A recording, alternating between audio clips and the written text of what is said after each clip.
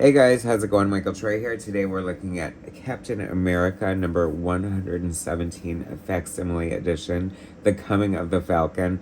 I adore this cover. This is so much fun. I'm so glad they did a reprint of this issue. I cannot wait to share it with you guys. So subscribe to my channel if you haven't already. Hit that like button and let's get right into it.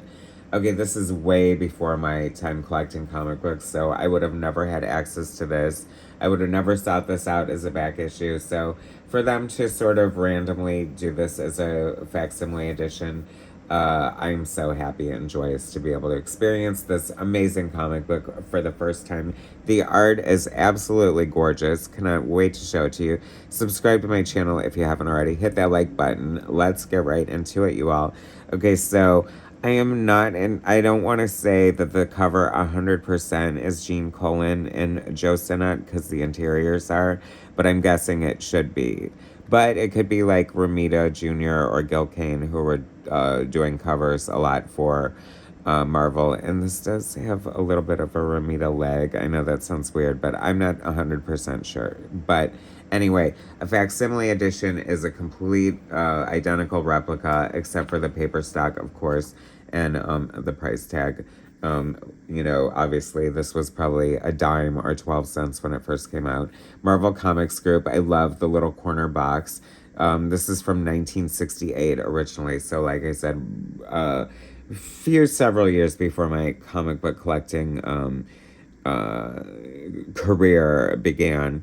And I love it. I don't even think I would have gotten like back issues of Captain America like this just because I wasn't super into this at the time. I feel like I'm more into this kind of art now, you know what I mean, than I was then. Story and art by Stan the Man Lee and Gene the Dean Colan. I cannot tell you how much I love Gene Colan's art. It is so good. It is so beautiful. Nobody makes the characters dance across the page like Gene Colan does. And he just like is the closest thing you'll get to animation on the page. Like, I think he did so much for the world of superheroes. Joe Sinnott and Bellisher, one of my favorite inkers. I love the clean, precise line of Joe Sinnott, especially on Joe Kirby, or Jack Kirby, forgive me. Sam Rosen, letterer. Sadly, the colorist is uncredited. At the time, they could have cared less about the color. It was like an afterthought and so brilliant kind of at the same time. I love the story. We're like in the middle of this epic story where Red Skull and Captain America have switched brains, and Cap's like all, trying to get back whatever, and Red Skull is living his best life ever as Captain America. But the art with Gene Colan and Joe Sinnott here, I don't know if they work together like so much, but I don't recall seeing him inking him a ton. And boy, I'm telling you, I wish there was more of it because it is gorgeous. Like, check out the sweep of this panel. It's interesting because the history of Gene Colan, and when I say nobody makes characters dance across the page like Gene Colan does, there is a lot of truth behind that because he intentionally wanted to have it look like the characters were moving on the page. So he did a lot of crazy sweeping lines using the edge of his pencil and almost daring the inkers like to ink it. Like, Marvel had a much better success with inkers. I'm imagining like a Tom Palmer would be great. As we can see Joe Sinnott here. But apparently when he made the move to DC Comics, nobody knew how to ink him over there. And I have to say, it would be very intimidating. He's such a master artist, and I just love the way he draws. So, but that made me like have even more love and respect for Joe Sinnott as an inker. He just had such a great gel and synergy with Jack Kirby. They really were meant for each other. But to see him like ink other artists shows, in a way, he's a little overpowering because it just is so clean and precise, and looks very much like a Joe Sinnott ink job. However, like, he's very faithful to the pencils at the same time, and I think that's like a true master artist, like skill level inker there, as we all know. I mean, I feel like Joe Sinnott is kind of universally loved as an inker. If not, he should be. The great figure work of Gene Colan is so good. The storytelling here, I can't help but think of, you know, Stan and Gene Colan working in the Marvel Method, and he's pretty much credited as a story and art. So that kind of says a lot because Stan was not very loose with that kind of credit. So it shows that Gene probably either wanted that credit or he really did most of the heavy lifting, and they were probably just like, okay, 20 pages of Cap and Red Skull, blah, go for it. And I love it because, this also goes to show what he's putting in as an artist. Cap's demeanor is completely different. And I love that they use the word swagger. He makes the reference, I didn't think Cap had that kind of swagger. And it was just kind of funny to see that. I love this beautiful, shot of Radio City Music Hall. Like I said, the colors are so good here to use these yellow and violet complementary colors is so genius when you have a limited color palette to make it pop like that. I love the little story tidbits that are thrown in that are so typical comic booky and stupid. He is going to use clay that he just so happens to find he's going to dig from the earth as to sort of manipulate his identity outside of the Red Skull mask, even though I don't know why he cares if anyone sees him or not.